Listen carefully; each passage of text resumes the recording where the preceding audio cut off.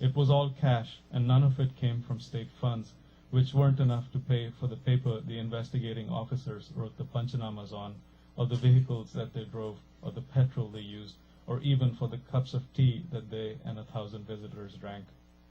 Some of the delight money Majid would keep as part of his perquisites as senior inspector, and some of it would be passed on upwards. No, I'd better not, Sartaj said. Better get out there. Sooner there, sooner to sleep. So we let Sartaj investigate his very poor murder, and I'm going to skip ahead in the book to another section, which is told from the point of view of a very bad man named Ganesh Gaitonde. Ganesh comes to Bombay as a young man from a small provincial town at 19. He has absolutely no money. He lives on the footpaths and makes his way by doing odd jobs. But then, through a judicious mixture of intelligence, charisma, and extreme violence, he carves himself a place in the underworld. And by this time in the book, he's the boss of his own gang, which are called companies in Bombay. So the Ganesh Gaitonde gang is called the G Company. So he's very powerful, he's feared, but he has a problem. At this point in the book, he's just been arrested for the first time in his life, and he's been thrown into jail. As he's been taken into the jail, towards the barrack that he's going to be kept in, there are some men from a rival gang called the Suleiman Isa gang who see him passing, and they call out and mock him. And the mocking consists of alleging that during his interrogations he was broken by a senior policeman named Parulkar. So Ganesh Gaitonde is very, very angry at this point in the book. You do not mock Ganesh Gaitonde, he takes himself very seriously.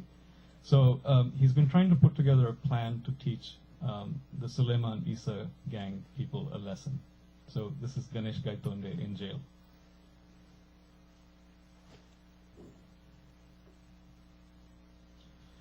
In 3 weeks, I was able to execute my plan, and in those 3 weeks, I learned the rhythms of this new life. The whistle at 5 in the morning, the drowsy rows outside for the ginti, the rattling of aluminium plates and bowls, and the crackling of the tari on the dal, for which tari you paid extra. The long hours of the morning, and then the smell of cooking from the bisi, where they kneaded the atta with their feet and threw rotting vegetables into huge bowls. After lunch at 10, the murmur of conversation and the snores and the smell of hundreds of men sweating. The smokers with their precious little balls of charas and their long rituals of burning and crumbling and rolling. The shifting games of chess and teenpatti and ludo, and the curses and the laughter over the rattle of the dice. My boys ranged around the only 2 carom boards in the barracks, feeding their passionate following of the championship league they had set up, complete with blackboards for singles and doubles ladders. The tussles and sudden enmities that flared between men packed together, that spread like winding fire through the rows of beds. The shouting and threats as 2 men faced each other under the eyes of 100, each too afraid of shame to back down. The brawny Kalias from Nigeria selling tiny 50-rupee packets of brown sugar in the yard, and their clients hunched knee to knee in tight little circles over their chaser pannis, breathing in the smoke with the devout expression of men who had seen another better world.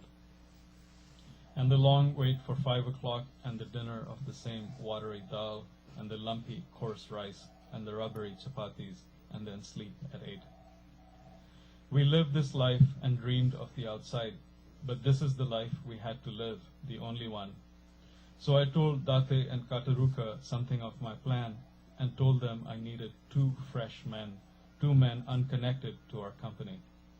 But these needed to be 2 hard boys, capable of action, not the type who would boast and preen but then be paralyzed by the sight of blood.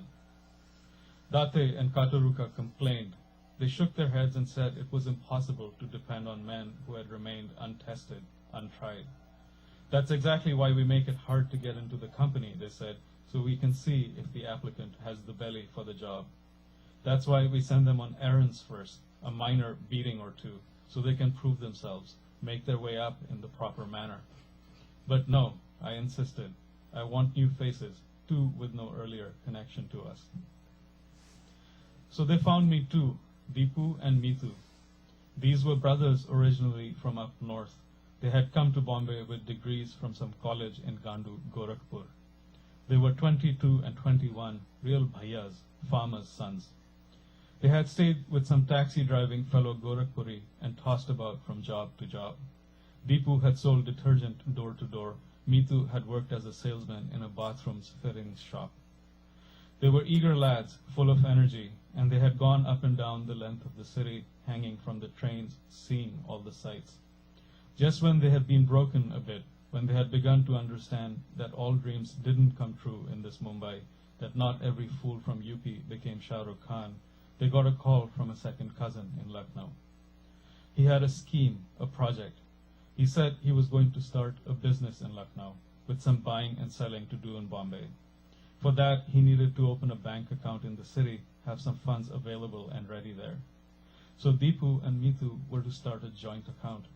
He would send them the money to deposit in the account and further instructions about who was to be paid and so on.